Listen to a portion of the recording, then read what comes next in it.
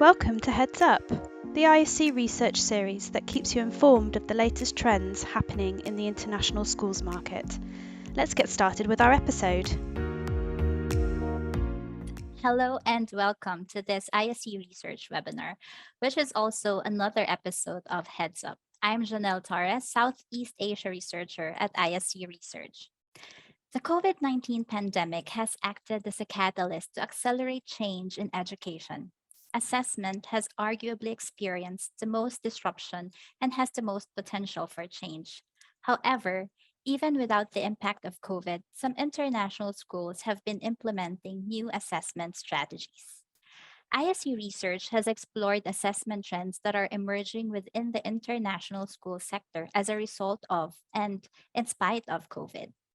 Our 80-page Future of Assessment report includes outcomes of our research on the use of assessment approaches, of digital platforms to assess and inform students' progress, and of the development of digital credentials to support pathways. It also includes details of assessment strategies and practical advice from a wide range of international schools. Today, our webinar will explore in more detail some of these new assessment changes that are taking place and offer some practical solutions for schools.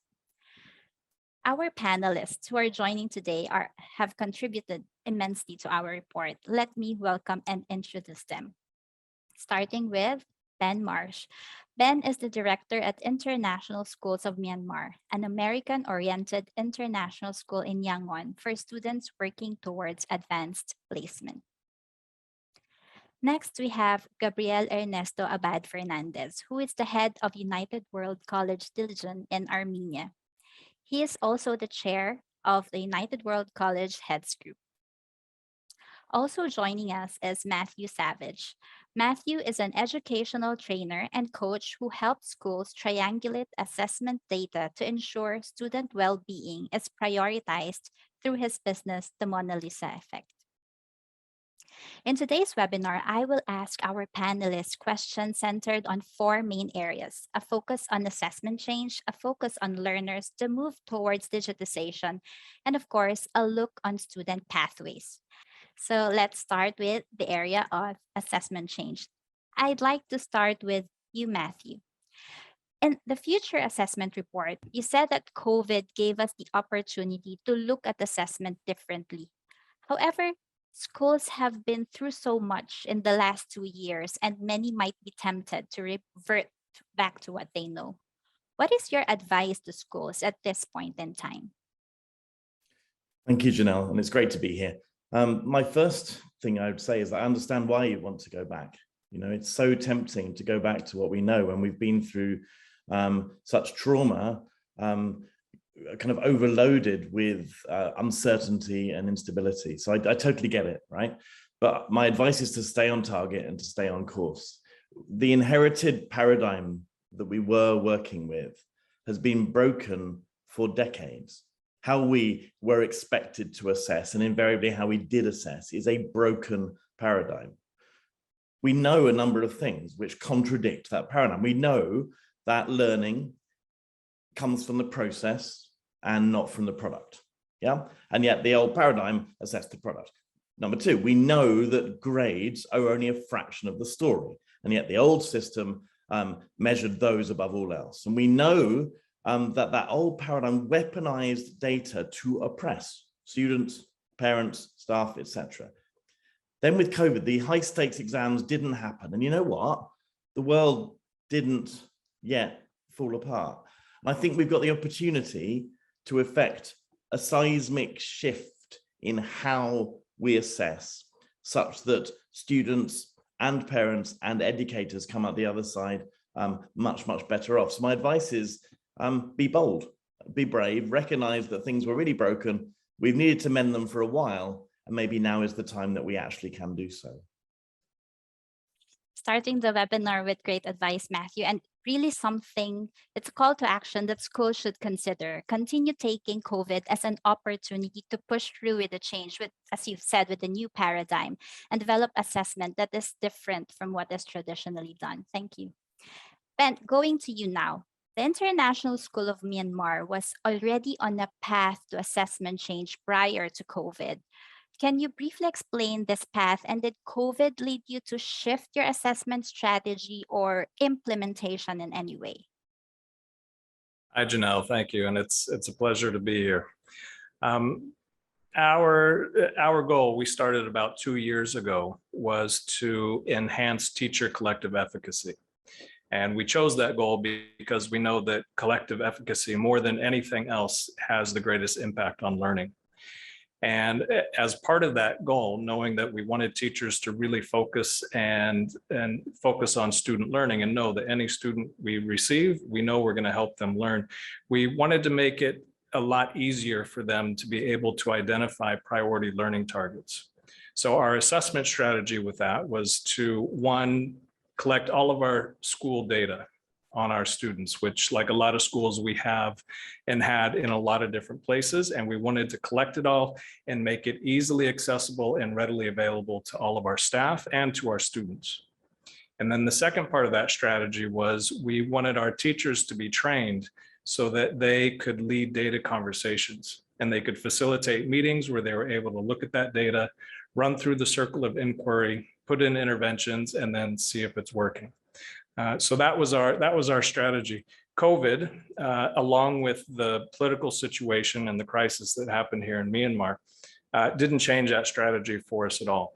In fact, if anything, I think it helped us because it helped us maintain our focus on our core business, continued to give us purpose, and really our school, our vision and mission has even more purpose now today than it ever did before. Now, if you were to ask our individual teachers, did moving from face-to-face to online and now hybrid, and in the future back to face-to-face, did that change their own assessment strategies and how they give feedback to students? Absolutely. That really did change in the classroom. That is good to know, Ben. And let me just highlight to everyone the importance that your school strategy made. It's a collective effort and from your school, which is very important for change to start and continue. Let me now pull you in the conversation, Gabriel. UWCH schools and colleges are working on a formal assessment pilot with the IB as part of their review of the diploma program. Can you tell us more about this and why UWCH believes assessment change is necessary? Thank you, Nell, and thank you for the opportunity to be here discussing assessment. We had a retreat of the UWC heads back in November, and we are a network of 18 schools in very different locations, very different types of schools, from K to 12 to 2-year colleges that do the IB diploma, fully residential, so very mixed bag. But the one thing we all agree is that the way we do assessment needed to change. And that's why we're working on a proposal with the IB on an alternative assessment model for the IB diploma, because we believe that summative assessment has become an all-encompassing monster and something that's now an obstacle for learning, especially for schools that have an experiential learning model at the core, such as UWC. Good to know about your partnership with IB. I imagine many will be curious how this goes. We'll now move forward to the second area that we will talk about, which is a focus on the learner. I'd like to come back to you, Matthew, again. Your work with schools focuses on using formative assessment data to achieve positive well-being. Why do you recommend that schools use this as their assessment outcome rather than the traditional academic success? And how can they go about approaching such change? Well, in short, Janelle, because the kids are not all right. Okay. The generation with which we work and learn and spend our time are not okay. Even this week, there was a headline in the Guardian newspaper in the UK which read, "Teachers are buckling under the strain of pupils' mental health crisis." So the statistics are shocking and getting worse all the time. When you have a crisis, invariably you should respond to it. And that's, I think, what we need to do here. We need to respond to what is a mental health and wellbeing crisis within our schools and our students, and we need to respond to that. The Leuven scales of wellbeing and involvement, which started in Belgium with Professor Ferry Levis, that recognizes in an early years setting that the two things that matter beyond anything else are well-being and involvement. If your child has positive well-being and they're engaged in their learning, then everything's fine. Now, that's the same for an 18-year-old learner as it is for a 2 or 3-year-old learner. I don't see any difference. So really, we need to try and make sure the kids' well-being is positive and that their engagement is maximized. And how do we know? Well, we know by measuring it. And I'd also argue that Bloom, fine, but Maslow really, really matters. And we need to recognize that too. If our kids are happy and safe and they're thriving, then they are ready to learn. And if we try and teach them before they're ready to learn, then even though some of it might go in, it will not be sustained or sustainable. I think that there's a bigger appetite over the last few months for well-being assessment than ever before. My inbox is inundated every single week with schools wanting to know more about how do we measure what really matters. Now, one of the things I talk about with them is something I call the well-being wheel of data. We need to gather different types of well-being data: observational, check-in, survey, counseling. But I also say everything else, every piece of data we have in our schools is, if you think about it and you look through the right lens, well-being data. So it's about what we're looking for and where we look. Very interesting insight, Matthew. And it's a check for us. I like what you said, that children are not okay. And it's very timely now that many schools have experienced how grades and expectations from others because of their grades matter so much to some students. And this opens the conversation, how it affects their well-being. Thank you for that. Gabriel, let's now go back to what you've said about summative assessment being a monster in students' experiential learning journey. How is your school using assessment now to support individual students in their experiential learning progress? And how are you applying assessment to reflect and inform the learning journey of each student? So one of the things that we've done is we've introduced self-reflection in the school reports. And we did it optionally, meaning we are prefacing now the school reports, the semester reports, with the student opportunity to do a reflection on their own learning experience. The quality of some of those reflections was outstanding. And it clearly showed that the students were taking stock and taking time to reflect on their own individual learning in a way that was beautiful. At the same time, we had many students who decided not to. So we had a boilerplate statement that made it very clear this student was given the opportunity to reflect and decided not to do so. And we did that because that sends a clear message of engagement or lack of. And to me, the key word here is engagement. We're trying to see how we can measure engagement. So not necessarily outcomes. For example, we use ManageBack, like many IBDP schools, and they now have a very clear engagement tracker that categorizes the students in 4 different categories. Is the student on track? Is the student at risk? It's a good step. It's a first step, but there's a lot more that needs to be done to be able to make sure that we can see if a student is truly engaged in the process. Because the truth is, if the student is engaged, there will be outcomes. But by not focusing on the outcome, by focusing on the engagement, we're focusing on how we're making sure that you're engaged in a constructive way. And linking to what Matthew was saying, that you're engaged in a way that's actually healthy and that contributes to your well-being. Going now to the move towards digitization and going back to you, Ben.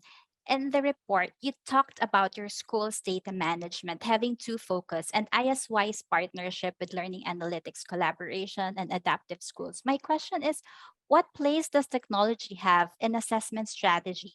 And in a world where technology is increasingly becoming important, is assessment change possible without it? Well, for our strategy at ISM, technology was paramount. Specifically for what I was talking about earlier, that we needed and we wanted our teachers to be able to access really quite easily and all in one place all the data that we had on our students. Prior to that, like a lot of schools, our AP coordinator had some of that data, the SAT coordinator had some, the MAP coordinator had some, our student learning management system also had data that we wanted, and it really was all over the place. Only a few people had access, and to gather it and collate it and collect it took a lot of time and took a lot of manual power. And if I'm the one sitting there trying to make it readable for everyone, I'm probably making a lot of mistakes. So for us, technology really was paramount, and that's why we partnered with LAC, Learning Analytics Collaborative, and we started giving them all of our data and putting in data and then asking for specific dashboards that we wanted to see. So now we have students that have their own dashboards. They can go in and they can look at their own data. Our teachers can look at cohorts. We can look at school-wide data. So for us, it was paramount. Now, your question is, can it be done without technology? I think the answer is probably yes. And if you don't have technology, then the answer has to be yes. For the schools, a lot of us work in private international schools. I can't imagine moving forward without using technology. I'd like to come back to you, Matthew. Since we're talking about assessment change, and with this being a topic, I know a lot of schools are thinking about it too. What is your advice to schools wanting to make assessment change, but limited by priorities, skills, or resources? Thanks, Janelle. Yeah, I get a bit frustrated when schools become too bogged down with being limited by priorities, because my response will invariably be, then jettison most of your priorities, right? Then maybe just have as a priority the thing that really matters, which for me is that you've got safe and happy, engaged learners. So if everything you're doing is specifically to target that particular goal, then that's just one priority. So have fewer priorities. Limited by skills, then use your professional development effectively and targeted at the things that really matter. Limited by resources, spend your money correctly. Now, EdTech can massively impact all of this. Of course it can. And for instance, there were some questions on the chat just now about what apps we can use to help kids check in on their well-being, for example. And there's some amazing apps out there. I work really closely with the team at Upstrive, and they do extraordinary things with schools and with kids at an authentic, intuitive level to enable them to check in with their well-being. So that couldn't happen without EdTech. Ben talks about dashboards and triangulation. Now, most of my client schools, that is like the holy grail. If they can just get the right dashboard and, as Ben says, bring everything together into one place. And finally, that visualization can translate into impact in the classroom. So I totally agree. But some of my own best lessons in my career have been devoid of tech and resources. Yeah. I remember once in one school just sitting on the grass in a park. The learning there was amazing. And one of the best pieces of well-being data arises from an adult saying to a child, "Are you okay?" So absolutely, EdTech can make some powerful things happen, but do you need loads of complicated technology in order to make things happen in terms of assessment? I don't think you need it. For instance, with dashboards, if you don't have the expertise or the software, you can do an awful lot with Google Sheets. So it's not about priorities, skills, and resources for me. It's about asking the right questions in the right way and at the right time. It's about putting the child in the driving seat of assessment. Great advice, Matthew. I'm sure very helpful for schools with limited resources to know that it should not stop them to continue improving and developing their assessment strategy. Another technology-related question, and this is for you, Gabriel. What is your message to technology providers regarding assessment? And with formative assessment continuously on the rise, it would be helpful for technology suppliers to know how they can support formative assessment and utilize assessment data most effectively. Thank you, Nell. With the rising interest in well-being, as Matthew is speaking about, we see now lots of products being offered to allow students to provide information on how they're feeling and staff to have access to that information and some very powerful data analytics. But if we look at the learning side, we tend to have, we have an electronic gradebook. Okay, and it calculates an average. Okay, that's nowhere near what we should be doing. What I would like to see is tools that use artificial intelligence and machine learning to dig significantly deeper. And I'm going to go back to the win-win-win that Matthew is saying.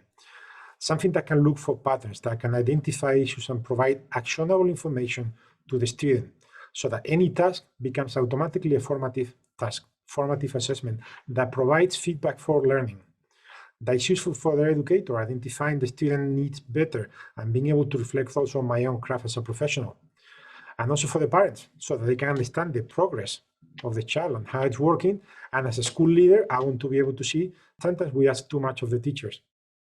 And sometimes we need to give them tools. So as a teacher, I can have my digital assistant who's helping me to say, right, this student tried this technique, this student is falling behind on this, needs a little friendly pat on the back. That's what I would like some company to come with, because actually if they do that, they're in for something, we'll all jump onto that very quickly as school leaders, because that will be transformational. It will allow us to empower us as staff to do significantly better and to do more. Last area that we will discuss is a look at student pathways. So quickly going back to Matthew now. Parents and their aspirations for their children can be a significant change to international schools when it comes to assessment change. And the reason many parents select an international schools is because of academic achievements and pathways potential that schools can offer.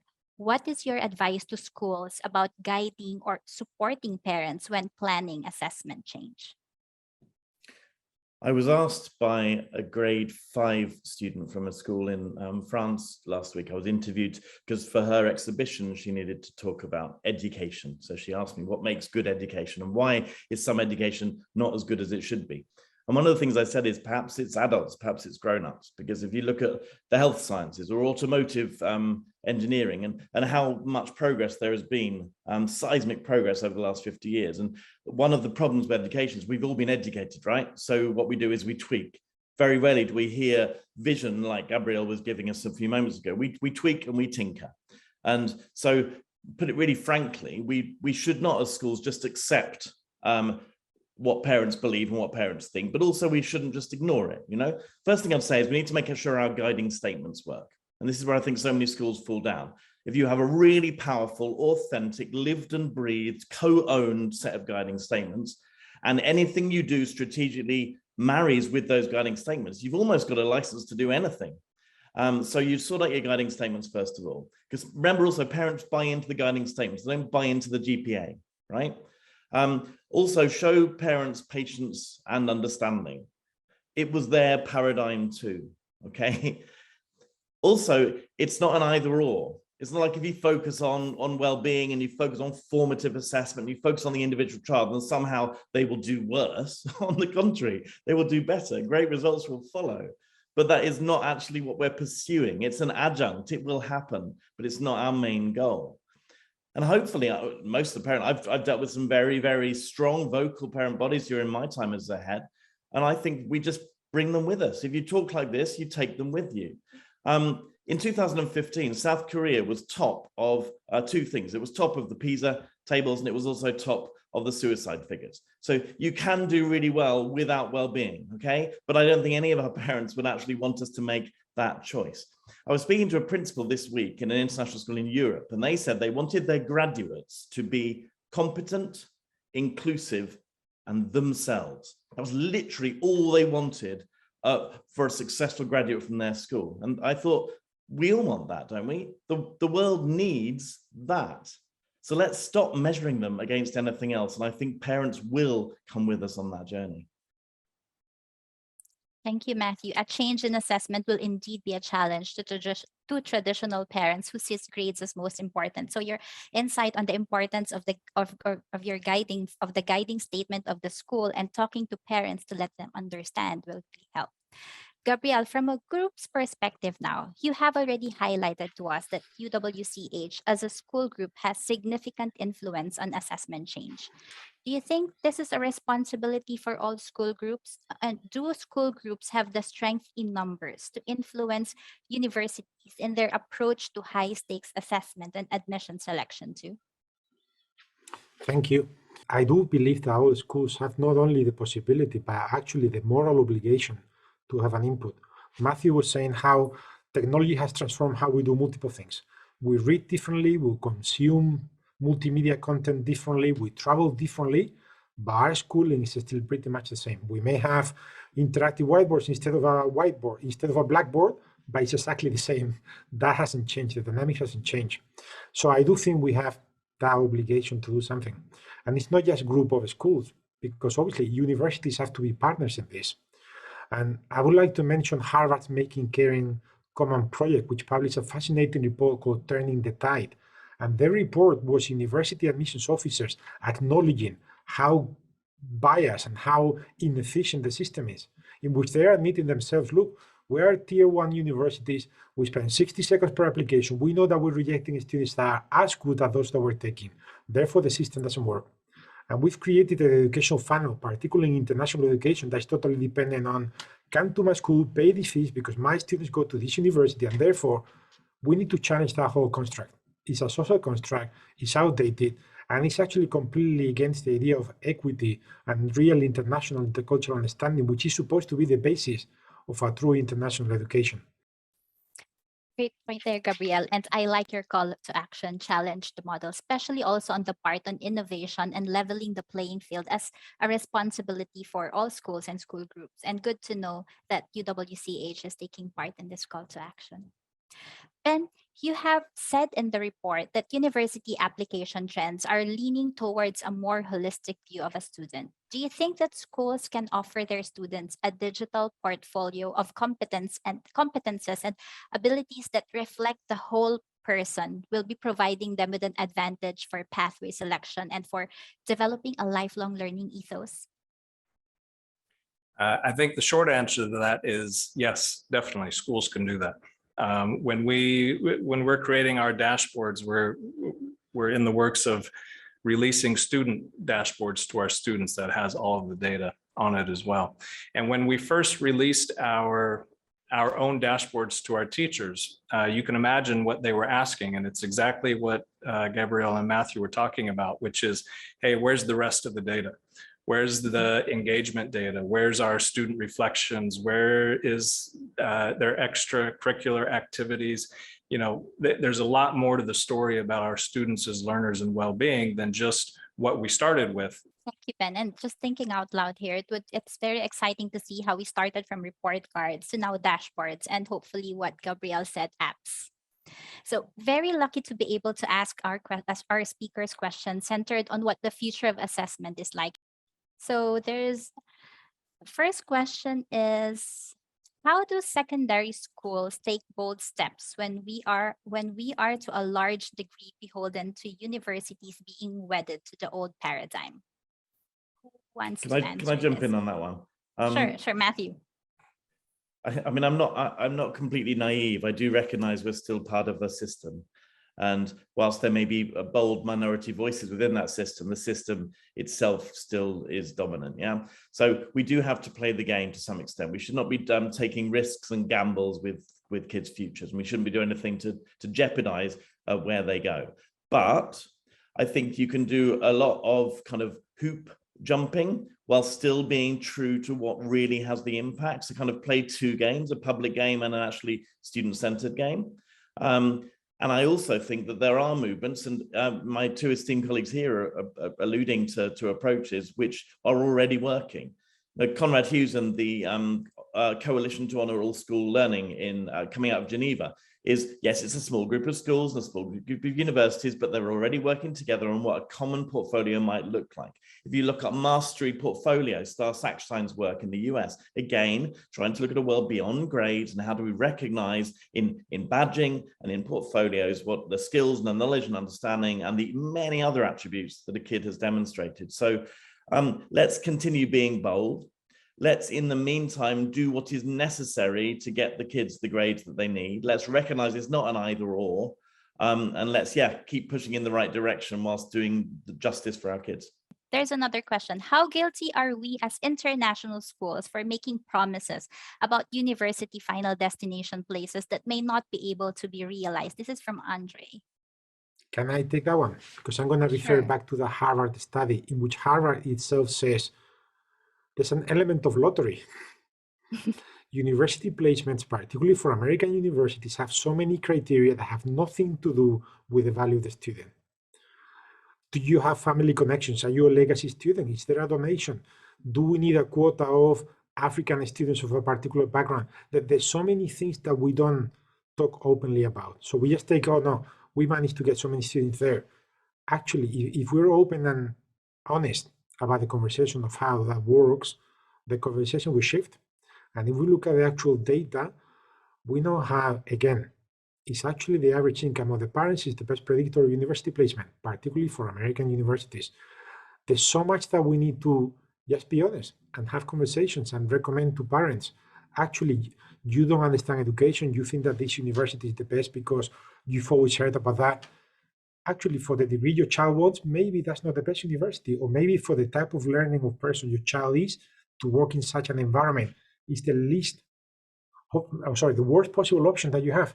If we're looking at you want your child to be, Matthew was mentioning ranking and number of suicides. Do you want your child to be high on both ranks? Do you want your child to be successful yet healthy, balanced? I do think we need to shift the conversations, because if we keep going on rankings, we all know that the rankings can be bought. We all know that universities can hire a Nobel Prize winner and suddenly they shut up the rankings. And that doesn't mean anything about education, the quality of what actually the student gets. So I do think we need a lot more honesty and to move away from that model.